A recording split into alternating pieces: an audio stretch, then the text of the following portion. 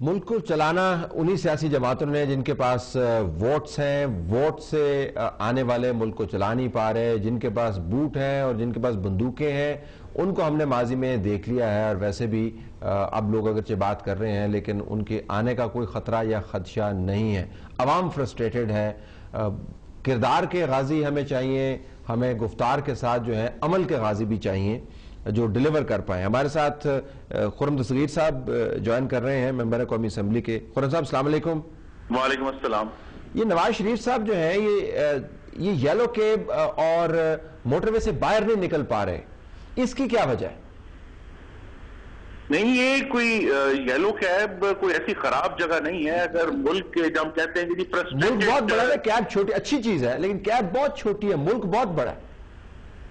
نہیں دیکھیں نا، وہ تو ایک موقع تھا کہ یلو کیب کے لیے وہ بات کریں، لیکن وہ مستقل جنوری میں بھی انہوں نے جو ایجنڈا ملک و قوم کے لیے دیا تھا وہ بھی آپ کے سامنے ہے. 10 پوائنٹ ایجنڈا جس میں تمام ایشوز جو اس وقت کے اور آج تک وہ موجود ہیں پاکستان کی گورننس کے، وہ اس میں شامل تھے. اور میں اس سے خوبصورت ایجنڈا جو ہے نا، میں معاونت لوں گا ظاہر ہے پروفیسر صاحب کی، ان کے ساتھ ہم بہت خوبصورت ایجنڈا تحریر کر سکتے ہیں اور اس کے اندر اس سے بھی زیادہ نکات ڈال سکتے ہیں. عملاً تبدیل کیا کیا ہے نواز شریف صاحب نے اس ملک کے عملاً کیا کنٹریبیوٹ کیا ہے؟ وہ کہتے ہیں مچھر تو آپ سے کنٹرول ہونے رہے پنجاب میں. جس علاقے کے جس صوبے کے لوگوں نے وہ ذمہ داری دی ہمیں گورننس کی، وہ عملاً تھا وہ یلو کیب آپ کو نظر آ رہا تھا کہ جو حکومت پنجاب کر سکتی تھی پاکستان میں جو بے روزگار نوجوان ہیں پڑھے لکھے، ان کو کوئی روزگار پرووائڈ کرنے کی کوشش، اور سرکار کا جو سرمایہ ہے وہ جیبوں میں جانے کی بجائے ان لوگوں پر خرچ ہو جس پر ان کا حق ہے، تو وہ عملاً طور پر انہوں نے وہ کام کر کے حکومت پنجاب نے ایک جملہ میں کوٹ کر دیتا ہوں: پاکستان واقعی خطرے میں ہے، سیاست نہیں وطن بچانے پر توجہ دی جانی چاہیے. ایک طرف وطن بچانے کی بات کر رہے ہیں، دوسری طرف تب میں کہہ رہا ہوں کہ موٹر وے سے وہ اترتے نہیں ہیں اور یلو کیب سے بھی باہر نہیں نکلتے ہیں. وطن اس طرح تو نہیں بچے گا نا جی. میری گزارش یہ ہے کہ وطن بچانا ہے. ہم نے بطور اپوزیشن ان تمام ایشوز کو ریز کر کے قومی اسمبلی کا جو اجلاس ہوا اگست میں، اس میں 10 دن پاکستان کی قومی اسمبلی نے بحث کی مسلم لیگ نون کی تحریک التوا پہ کراچی اور بلوچستان کے لا اینڈ آرڈر کے ایشوز کے اوپر.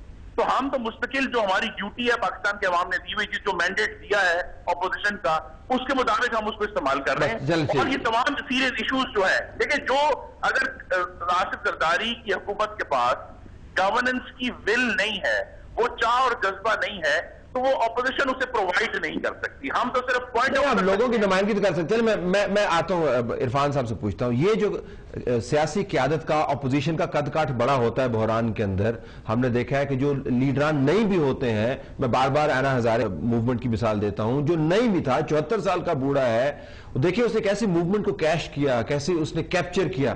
یہ پاکستان میں نظر نہیں. لوگ اتنے فرسٹریٹڈ ہیں، وہ ہمیں بھی کہتے ہیں آپ کیا باتیں کرتے رہتے ہیں، یہ ہمیں نہیں چاہیے یہ باتیں. اپوزیشن کیپچر اس میں طلب دو پہلو ہیں. ایک پہلو تو وہی ہے جس کی طرف آپ اشارہ کر رہے ہیں، اور یہ فرسٹریشن ہے لوگوں میں بلا شک و شبہ کہ یہ اپوزیشن کیوں نہیں سامنے آ رہی، کیوں نہیں کردار ادا کر رہی، کیوں نہیں کرپشن روک رہی، کیوں نہیں یہ بیڈ گورننس کے سامنے رکاوٹ بن رہی. یہ ایک بہت بڑا پہلو ہے، اور اس میں بڑی حد تک میرا خیال ہے صداقت بھی موجود ہے کہ مسلم لیگ نون کو ایک بڑی پارٹی ہونے کے ناطے، اور مسلم لیگ نون کو جو میں سمجھتا ہوں کہ محترمہ کے چلے جانے کے بعد پاکستان میں سب سے بڑے قداور لیڈر ہیں، وہ ایک کردار جو نظر آنا چاہیے تھا وہ نہیں آیا. اس پہ کوئی بحث کرنے کی ضرورت نہیں ہے. لیکن اس کا دوسرا پہلو بھی ہے، میرا خیال ہے اس کو بھی نظر انداز نہیں کرنا چاہیے، اور وہ پہلو یہ ہے جو آپ نے کہا کہ کیا دیا کسی نے. تھوڑا سا کلچر ضرور تبدیل ہوا ہے پاکستان کا ان 3-3.5 سے، اور دونوں کی طرف سے ہوا ہے. میں یہ نہیں کہوں، بیان ہوتے رہتے ہیں، ٹھٹھا مخول بھی ہوتا رہتا ہے جس کا ہم ذکر کر رہے ہیں، طنز و تشنیع بھی ہوتی رہتی ہے، لیکن 2-3 چیزیں ایسی ہوئی ہیں جن کو ہم تھوڑا سا ان کی پیٹھ پہ تھپکی ضرور دینی چاہیے. ایک یہ کہ آپ نے جو دیکھا ہے ماضی میں سیاسی حکومتیں ہوتی تھیں، ہم نے یہ دیکھا کہ پیپلز پارٹی نے ان پہ مقدمے بنائے. یہاں آپ نے نواز شریف صاحب کے والد صاحب کو بھی دیکھا کہ گرفتار کر کے بڑھاپے میں لایا گیا. یہی حال انہوں نے کیا.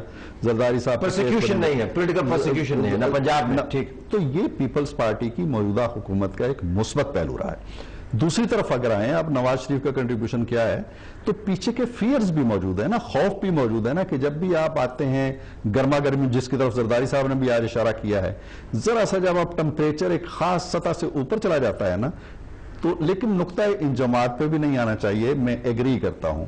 उस इंतहा तक भी नहीं जाना चाहिए कि जहां किसी और को मौका मिले। कौन आप ठीक कर रहे थे? देखिए 99 अक्टूबर में मैं आप हम सब इस पे एग्री करते थे कि मार्शल लॉ का कोई जवाज नहीं है। जवाज नहीं होता, वो आते हैं तो जवाज बाद में तलाश करते हैं। कहने का मतलब ये है कि कुछ पॉजिटिव चीजें हुई हैं अपोजिशन की तरफ। बेहतर हुआ है कि नहीं हुआ? देखिए मुझे सदीकी साहब को एक नुक्ते पे लाए, मुल्क बेहतर हुआ है कि नहीं हुआ? पाकिस्तान बेहतर?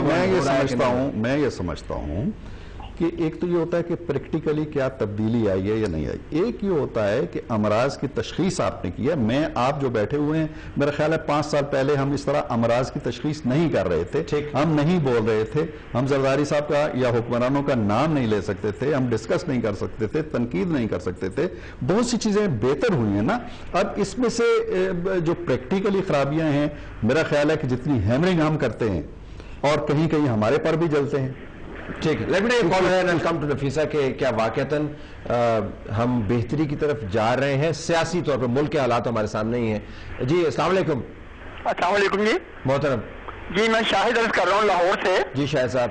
जी गुजारिश ये है कि देखिए लाहौर में खास तौर पर और पंजाब में अमूमी तौर पर इसमें डेंगू वायरस ने हमला कर रखा है मच्छर की शक्ल में।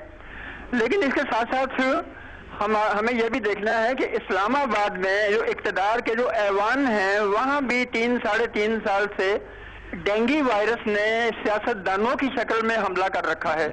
अब हमें देखना यह है कि ये जो मच्छर है डेंगू का, ये ज्यादा खून चूस रहा है अवाम का या इस्लामाबाद के हुक्मरान ज्यादा खून चूस रहे हैं। इसका सबूत मैं यूं दूंगा कि अभी 2 रुपए 50 पैसे के करीब फी यूनिट बिजली की कीमत में जो इजाफा है वो उसका अनाउंस किया गया है गुज़श्ता 1-2 दिन में।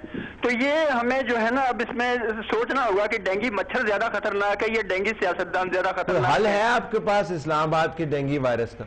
जी इसका हल तो यही है कि जो अपोजिशन दावा करती है अवाम को इन अजाबों से छुड़ाने का, वो लीड करे अवाम को।